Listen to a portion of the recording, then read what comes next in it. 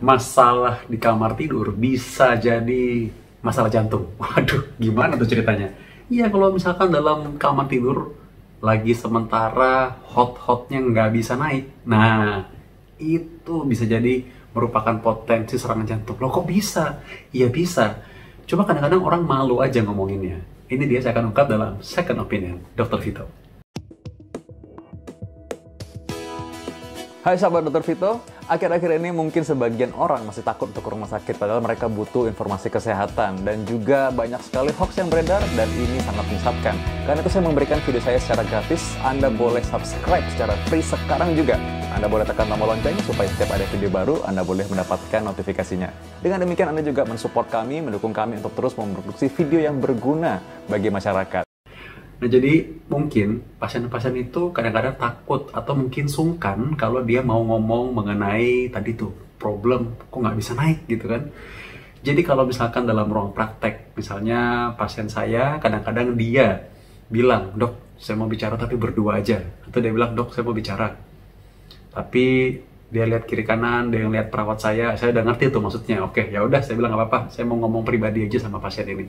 Nah, baru tuh biasanya keluar orang-orang yang pernah serangan jantung, orang-orang yang lemah jantung, orang-orang yang belum serangan jantung tapi sudah diabetes atau punya kolesterol yang tinggi. Kadang-kadang mereka punya keluhan tersebut, namun mereka mungkin malu untuk mengungkapkannya karena iya masalah bangga dong ya kan kalau misalkan kuat dan gereng. Tapi kalau nggak bisa, waduh kayaknya gimana gitu. Walaupun panjang tapi kalau lemas-lemas kan bingung kan. Jadi karena itu mereka tidak mau mengungkapkannya. Bahkan untuk ngomong ke istrinya pun dia malu. Akhirnya jadi malas untuk melakukan. Nah, itu diartikan lain oleh istri-istri. Dianggapnya udah nggak mau lagi. Nah, karena itulah kadang-kadang jadi ribut. Ribut tekanan darah tinggi. Ungkapannya akhirnya, aduh udah deh daripada nggak bisa begitu, mendingan saya makan aja gitu. Biar nggak stres kan, atau merokok aja. Nah, tambah lagi kolesterol tinggi, merokok pula, sumbatan jantung makin nambah. Jadi makin tinggi juga. Tapi di luar itu memang benar bahwa tanda-tanda bahwa nggak bisa mengeras dan nggak bisa melakukan hubungan seksual itu juga menjadi tanda bahwa mungkin saja pembuluh darahnya sudah mengalami kerusakan yang kita sebut sebagai disfungsi endotel. Nah, endotel itu adalah lapisan pembuluh darah. Kalau di dalam penis kita, laki-laki yang punya penis, itu adalah pembuluh darah yang kecil-kecil. Jadi kerusakan pembuluh darah terjadi lebih awal di pembuluh darah yang kecil-kecil itu. Jadi kalau misalkan fungsinya terganggu sehingga tidak bisa naik, nah, atau cuma lemas aja, atau kalau pagi-pagi kok nggak bisa keras gitu, atau kerasnya tidak bisa lama, jadi nggak bisa melakukan hubungan seksual, maka akibatnya itu mungkin saja kita harus khawatir nih kalau jangan-jangan terjadi risiko serangan jantung di kemudian hari, karena memang demikian adanya. Jadi tanda-tanda subklinis dari penyempitan pembuluh darah jantung itu salah satunya adalah disfungsi ereksi. Jadi orang-orang yang belum punya gejala sakit dada, nggak punya gejala cepet capek, ya dia cuma mungkin obesitas aja, atau mungkin dia punya keadaan diabetes aja, tapi dia kok nggak bisa naik gitu, nggak bisa kencang gitu ya. Nah, malah ini merupakan tanda awal bahwa mungkin saja kerusakan endotel sudah terjadi. Lapisan pembuluh darah sudah terjadi. Dan ingat, lapisan pembuluh darah ini terjadi di mana aja. Ada di otak ada, di jantung ada, di ginjal ada, di pembuluh darah kaki juga ada, jadi mana-mana ada.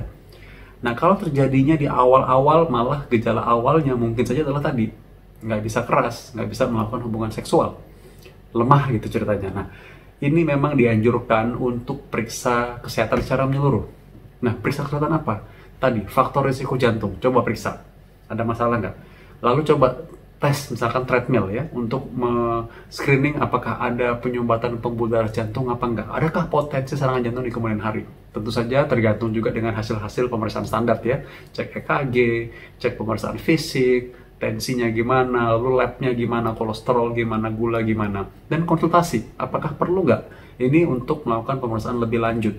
Karena memang, sekali lagi bahwa ternyata disfungsi ereksi adalah petanda terjadi gangguan yang subklinis. Artinya kesannya asimptomatik atau tidak ada gejala, tapi sudah ada tuh sebenarnya kerusakan di pembuluh darah yang kecil. Dan kerusakan di pembuluh darah yang kecil itu bisa merupakan tanda juga bahwa di pembuluh darah yang besar sudah mulai ada sebenarnya. Hanya belum sampai menimbulkan gejala yang kita sadar. Nah, karena itu mesti hati-hati.